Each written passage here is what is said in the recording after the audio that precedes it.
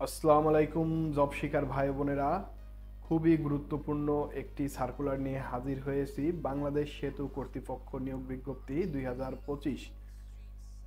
তো BBA job circular 2025, চলুন শুরু করা যাক। কি কি থাকছে এই নিয়োগ বিজ্ঞপ্তিতে? অনেক বড় একটি সার্কুলার, অনেক গরম একটি সার্কুলার।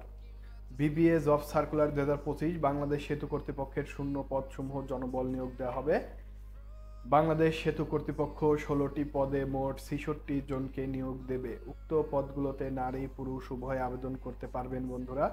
আগ্রহী প্রার্থীরা অনলাইনে আবেদন করতে পারবে। সম্পূর্ণ বিজ্ঞপ্তি বিস্তারিত দেওয়া হলো। Bangladesh bridge authority BBA job circular. পদের নাম অ্যাসিস্ট্যান্ট ডাইরেক্টর। পদ সংখ্যা 2টি। শিক্ষাগত যোগ্যতা স্নাতক বা সমমান ডিগ্রি পাস হতে হবে। বেতন স্কেল 22,000 থেকে 53,000 60 টাকা বন্ধুরা। পদের নাম অ্যাসিস্ট্যান্ট ইঞ্জিনিয়ার সিভিল। পদ সংখ্যা 2টি। শিক্ষাগত যোগ্যতা সিভিল ইঞ্জিনিয়ারিং এ স্নাতক। বেতন স্কেল 22,000 থেকে 53,000 60 টাকা। পদের নাম সহকারী প্রোগ্রামার। পদ সংখ্যা 1টি। শিক্ষাগত যোগ্যতা স্নাতক সমমান বা সমমান ডিগ্রি। বেতন স্কেল 22,000 থেকে 53,000 60 টাকা।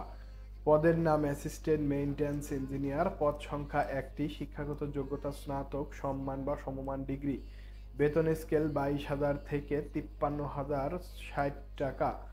তো বন্ধুরা দেখুন, খুবই গুরুত্বপূর্ণ পদ। পদের নাম অ্যাসিস্টেমেটর সাব অ্যাসিস্ট্যান্ট ইঞ্জিনিয়ার সিভিল 2টি। শিক্ষাগত যোগ্যতা সিভিলে অনন্য 4 বছর মেয়াদী ডিপ্লোমা থাকতে হবে। বেতন স্কেল বন্ধুরা 16,000 থেকে 38,640 টাকা। পদের নাম কম্পিউটার অপারেটর। পদ সংখ্যা 60টি। শিক্ষাগত যোগ্যতা বন্ধুরা বিজ্ঞান বিভাগ স্নাতক সমমান বা সমমানের ডিগ্রি।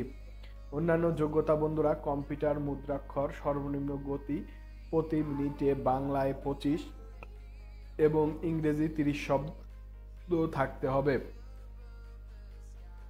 বন্ধুরা, এবং কম্পিউটার টেস্টে উত্তীর্ণ হতে হবে। বেতন স্কেল 11,000 থেকে শুরু হয়ে 26,590 টাকা বন্ধুরা। দেখুন, পদের নাম ষাটলিপিকার কাম কম্পিউটার অপারেটর। পদ সংখ্যা 3টি। শিক্ষাগত যোগ্যতা স্নাতক বা সমান ডিগ্রি। অন্যান্য যোগ্যতা ষাটলিপি, সর্বনিম্ন গতি বন্ধুরা প্রতি মিনিটে বাংলা 50, ইংরেজিতে 80 শব্দ। কম্পিউটার মুদ্রাক্ষর, সর্বনিম্ন গতি প্রতি মিনিট বাংলা 25 শব্দ, ইংরেজিতে 30 শব্দ বন্ধুরা। বেতন স্কেল 11,000 থেকে 26,590 টাকা বন্ধুরা। পদের নাম নুনগো। পদ সংখ্যা 1টি। শিক্ষাগত যোগ্যতা সার্ভে জরিপ ডিপ্লোমা। 11,000 থেকে 26,590 টাকা বন্ধুরা। খুবই বড় একটি পদ। দেখুন, পদের নাম 7 মুদ্রাক্ষরিক কাম কম্পিউটার অপারেটর। 11টি পদ রয়েছে। শিক্ষাগত যোগ্যতা স্নাতক সমমান ডিগ্রি। অন্যান্য যোগ্যতা ষাটলিপি, সর্বনিম্ন গতি প্রতি মিনিটে 45 শব্দ, ইংরেজিতে 70 শব্দ। কম্পিউটার মুদ্রাক্ষর, সর্বনিম্ন গতি প্রতি মিনিটে বাংলা 25, ইংরেজি 30। বেতন স্কেল বন্ধুরা 10,200 থেকে 24,680 টাকা। খুবই গুরুত্বপূর্ণ একটি পদ। দেখুন, পদের নাম ক্যাশিয়ার 1টি। আমি কিন্তু আপনাদেরকে আবেদন করতে হয় কিভাবে সবকিছু প্রসেস দেখাই দেব, এই জন্য ভিডিওটি পুরোপুরি দেখুন। শিক্ষাগত যোগ্যতা বন্ধুরা স্নাতক সমান ডিগ্রি। অন্যান্য যোগ্যতা হিসাব, অডিট, অনুরূপ ক্ষেত্রে অনন্য 2টি বৎসরের চাকরি অভিজ্ঞতা। বেতন স্কেল 10,200 থেকে 24,680 টাকা বন্ধুরা। পদের নাম অ্যাকাউন্ট অ্যাসিস্ট্যান্ট। পদ সংখ্যা 1টি। শিক্ষাগত যোগ্যতা স্নাতক বা সমমানের ডিগ্রি। অন্যান্য যোগ্যতা সংশ্লিষ্ট ক্ষেত্রে অনন্য 2 বছর বাস্তব অভিজ্ঞতা থাকতে হবে বন্ধুরা। বেতন স্কেল 10,200 থেকে 24,680 টাকা। পদের নাম ডাটা এন্ট্রি অপারেটর। দেখুন, ডাটা এন্ট্রি অপারেটরে 1টি পদ রয়েছে। শিক্ষাগত যোগ্যতা বন্ধুরা উচ্চ মাধ্যমিক সার্টিফিকেট পরীক্ষা উত্তীর্ণ এবং অন্যান্য যোগ্যতা কম্পিউটার মুদ্রাক্ষর, গতি প্রতি মিনিটে 20, ইংরেজি 20 শব্দ এবং কম্পিউটার টেস্ট উত্তীর্ণ হতে হবে। বেতন স্কেল 9,300 থেকে 22,490 টাকা বন্ধুরা। দেখুন, অনেক বড় একটি পদ। পদের নাম অফিস সহকারী কাম কম্পিউটার মুদ্রাক্ষরিক। পদ সংখ্যা 14টি। পদ সংখ্যা 14টি। শিক্ষাগত যোগ্যতা দেখুন উচ্চ মাধ্যমিক সার্টিফিকেট। আপনি কিন্তু এসএসসি পাস হলেই কিন্তু এই পরীক্ষা আবেদন করতে পারবেন বন্ধুরা। দেখুন, কম্পিউটার ব্যবহার দক্ষতা, কম্পিউটার মুদ্রাক্ষর, সর্বনিম্ন গতি প্রতি মিনিটে 20 শব্দ, ইংরেজিতে 20 শব্দ থাকতে হবে। আপনার বেতন হবে 9,300 থেকে বেসিক 22,490 টাকা পর্যন্ত। পদের নাম সার্ভেয়ার। পদ সংখ্যা 1টি। যোগ্যতা সার্ভে জরিপ ডিপ্লোমা। 9,300 থেকে 22,490 বন্ধুরা।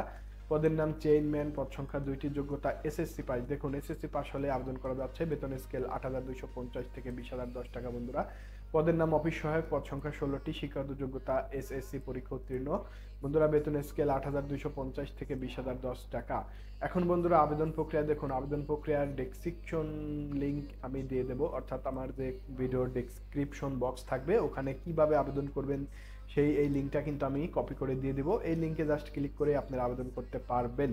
দেখুন বন্ধুরা, https://eservic.bba.gov.bd রিক্রুটমেন্ট এই ওয়েবসাইটে গিয়ে আবেদনপত্র পূরণ করতে পারবেন বন্ধুরা। আবেদন শুরু 1 ফেব্রুয়ারি 2025 তারিখ সকাল 10টা থেকে আবেদন করা যাবে বন্ধুরা। আবেদনের শেষ সময় 2রা মার্চ 2025 তারিখ বিকেল 5টা পর্যন্ত আবেদন করতে পারবেন। এখন অ্যাপ্লিকেশন সিস্টেম দেখুন, এটা কিন্তু নিজে নিজেও আবেদন করতে পারবেন। যদি আমাকে বলেন, আমাকে কমেন্ট করেন, তাহলে আমিও কিন্তু আপনার আবেদনটি করে দিতে পারবো, বা আমার ভিডিও দেখে আমার computer training centre master plaza Ataikula দ্বিতীয় তলাতে চলে আসলে কিন্তু আবেদনটা আমি করে দিতে পারবো। দেখুন এখানে অ্যাপ্লাইতে ক্লিক করলে, তো দেখুন বন্ধুরা, আপনি যে পদে আবেদন করবেন জাস্ট সেই পদে একটি ক্লিক দিয়ে নেবেন। একটি ক্লিক দিলে কিন্তু আপনার সামনে এরকম একটা ইন্টারফেস হাজির হবে বন্ধুরা। দেখুন এটা খুবই সুন্দর একটি ইন্টারফেস। তো আপনারা এটা পূরণ করতে পারেন। অ্যাপ্লিকেন্ট নেম দিবেন, অবশ্যই আপনার এসএসসি পাস সার্টিফিকেট অনুসারে বা মার্কশিট অনুসারে দিবেন। এখানে আপনার অ্যাপ্লিকেশন নেম দিবেন, আপনার হচ্ছে অ্যাপ্লিকেন্ট নেম বাংলায় দিবেন, আপনার ফাদার্স নেম দিবেন ইংরেজিতে, আপনার ফাদার্স নেম দিবেন বাংলায়, আপনার মাদার্স নেম নেবেন ইংরেজিতে, আপনার মাদার্স নেম দিবেন বাংলায়। তারপরে যদি কোনো কোটা থাকে বন্ধুরা, কোটা দিবেন, ডেট অফ বার্থ দিবেন, তারপরে আপনার জেন্ডারটা দিয়ে দিবেন, আপনার ন্যাশনালিটি বাংলাদেশি দিবেন, রিলিজন অর্থাৎ ধর্ম যদি আপনি ইসলাম হয় ইসলাম দিবেন, অন্যান্য ধর্ম হলে অন্যান্য ধর্ম দিবেন। তারপরে বন্ধুরা এখানে আপনার এনআইডিটা দিবেন। এখানে যদি এনআইডি না থাকে সেক্ষেত্রে আপনি বার্থ রেজিস্ট্রেশন দিয়েও কিন্তু আবেদন করতে পারবেন। এবং হোম ডিস্ট্রিক্ট, আপনি যে জেলার বাসিন্দা সেই জেলার নাম অবশ্যই দিয়ে দিবেন। তারপর আপনার পার্মানেন্ট অ্যাড্রেস, আপনি যে ডিস্ট্রিক্টে বাস করেন ডিস্ট্রিক্টে দিবেন, আপনার থানার নাম বা উপজেলার নাম দিবেন, আপনি পোস্ট কোড দিবেন এবং আপনার সঠিক অ্যাড্রেসটা দিবেন, আপনার গ্রামের নামটা দিয়ে দিবেন এবং আপনার অ্যাড্রেসটা বাংলায় এবং ইংরেজিতে উভয় দিতে হবে। তারপর দেখুন বন্ধুরা, পার্মানেন্ট অ্যাড্রেসের ক্ষেত্রে এখানে কিন্তু জাস্ট টিক চিহ্ন দিয়ে দিবেন, তাহলে আপনার একই অ্যাড্রেস হয়ে যাবে। তো সেম অ্যাড্রেস দিবেন অবশ্যই, এটা কিন্তু ভেরিফাই সময় কাজে লাগবে। তারপরে দেখুন বন্ধুরা, এখানে মোবাইল নম্বর দিবেন, confirm mobile number, email number দিবেন। তারপরে এসএসসি, আপনার যে এসএসসি যে পাস করেছেন সেইটার এক্সামিনেশন নাম দিবেন, অর্থাৎ আপনি শুধু এসএসসি পাস করলে এসএসসি দিবেন, সায়েন্সে থাকলে ও লেভেল দিবেন, এরকম আপনি ভোকেশনাল থেকে ভোকেশনাল দিবেন। তো যেটাই হোক না কেন আপনি সেটা দিয়ে আবেদন করতে পারবেন। বোর্ডের নাম দিয়ে দেবেন, আপনি যে বোর্ড থেকে পাস করেছেন সেই বোর্ড। গ্রুপের নাম দিয়ে দেবেন, সায়েন্স, আর্টস বা কমার্স। তারপরে রেজাল্ট দিয়ে দেবেন, আউট অফ 5 অবশ্যই আপনি জিপিএ কত পেয়েছেন সেটা দিয়ে দিবেন। আপনার রোল নম্বর দিয়ে দেবেন, পাশের সাল দিয়ে দেবেন। এবং এইচএসসি যদি করে থাকেন এইচএসসিও সেম ভাবে দিয়ে দেবেন। আপনার বোর্ডের নাম দিবেন, তারপরে এক্সামিনেশন দিয়ে দিবেন, আপনার গ্রুপ বা সাবজেক্ট দিবেন, রেজাল্ট দিবেন, রোল দিবেন, পাশের সাল দিবেন। গ্র্যাজুয়েশন যদি করে থাকেন, আপনি অনার্স বা মাস্টার্স করে থাকলে বা বিবিএ করে থাকলে সেগুলো কিন্তু দিতে পারবেন। এবং তার সাবজেক্ট দিবেন, ইউনিভার্সিটির নাম দিবেন, রেজাল্ট দিবেন, পাশের সাল দিবেন, ডিউরেশন বা ইয়ার দিবেন এবং এখানে একটা টিক চিহ্ন, জাস্ট যদি মাস্টার্স করা থাকে টিক চিহ্ন দিয়ে সেই ফর্মটিও পূরণ করে দিতে পারেন। তারপরে বন্ধুরা এখানে আপনার লেকচারার একটি অপশন আছে, দেখেন এখানে আপনি যদি মাস্টার্সে টিক দিলাম, তারপরে এখানে মাস্টার্সের ঘরটা চলে আসছে, আমি মাস্টার্স করে থাকলে সেটাও দিতে পারবো। তারপরে বন্ধুরা এখানে পিকচার, আপনার যে ছবিটা অবশ্যই এখানে কিন্তু সাইজটা লিখে আছে 300x300 পিক্সেল ছবি হতে হবে। এর ডিউরেশনটা অবশ্যই 50 কেবি সাইজে হতে হবে এবং 300x80, এটা আপনার সিগনেচারের মাপ আর কি, 300x80 পিক্সেল হতে হবে এবং জেপিজি অথবা পিএনজি হতে হবে। জেপিজি এবং পিএনজিতে সেভ দিয়ে বন্ধুরা আপনার পিকচার এখানে অ্যাড করবেন, এখানে সিগনেচার অ্যাড করে ক্যাপচা কোডটি জাস্ট এখানে পূরণ করে দিয়ে, ক্যাপচা কোডটি যদি আপনি পূরণ করে দিয়ে একটি সাবমিট দেন তাহলে কিন্তু আপনার সাবমিশন হয়ে যাবে। এখানে একটি টিক চিহ্ন দিয়ে দেবেন, সবগুলো স্টেপ পূরণ হয়ে গেলে তখন জাস্ট শুধু সাবমিট দিয়ে দিলে আপনার ফর্মটা কিন্তু পূরণ হয়ে গিয়েছে। ঠিক আছে, এইভাবে কিন্তু আপনারা আবেদনটি করতে পারবেন। তো সবাইকে ধন্যবাদ।